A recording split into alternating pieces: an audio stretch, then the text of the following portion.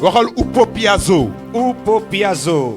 Upopiazo. Upopiazo. Dieu lui-même, quand il a voulu attaquer Pharaon, il lui a donné beaucoup d'avertissements, mais Pharaon avait le cœur endurci. Donc Dieu a utilisé des méthodes pour l'avertir par les 10 plaies en Égypte. Le premier coup que Dieu lui a envoyé, l'eau du fleuve s'était transformée pendant 7 jours. Pharaon n'a pas capitulé.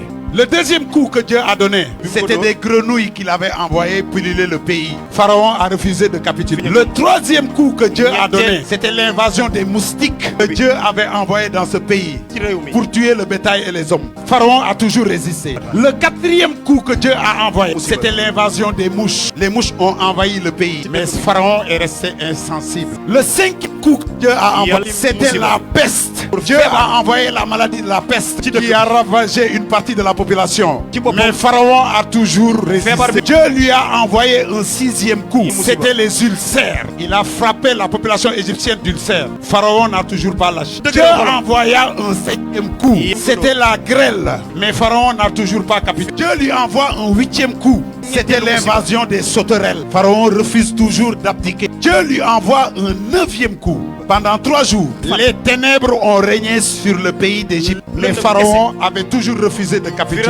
Mais au 10e coup, Dieu a tué tous les premiers-nés d'Égypte. Pourquoi Dieu a attendu le 10e coup pour frapper? Pourquoi Dieu a permis que Pharaon résiste pendant 9 coups? Parce que Dieu voulait que le 10e coup soit un coup KO. Quand on va frapper Pharaon, il va tomber et il ne va plus se relever. Parce que quand tu élimines les premiers-nés de Pharaon, tu es en train d'éliminer ses héritiers. Donc le pouvoir de succession du Pharaon. Vous avez vu Pharaon? Non. Tant qu'on ne touche pas à ses enfants, à sa vie, il reste imperturbable. Mais parce que Dieu a décidé de frapper tous les premiers-nés et que Pharaon avait des premiers-nés, le premier-né allait là, il n'avait plus de solution. Il était obligé de capituler. Upopiazo, c'est le coup fatal. C'est comme si tu es dans un ring de boxe. Tu reçois des coups.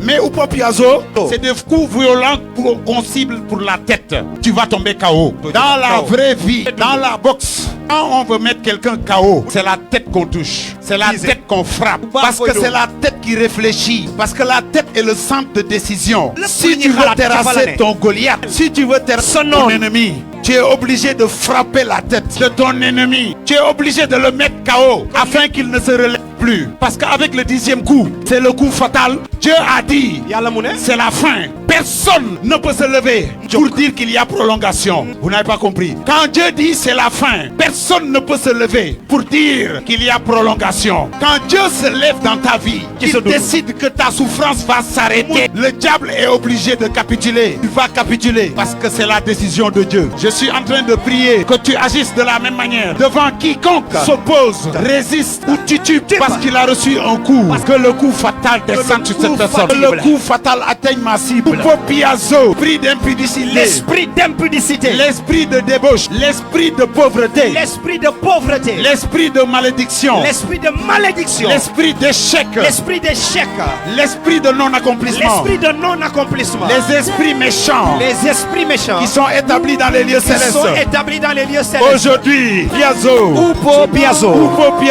Upopiazo, vous allez recevoir le coup fatal et vous n'allez plus jamais vous relever. Et vous n'allez plus jamais vous relever. Commence à prier, commence à prier.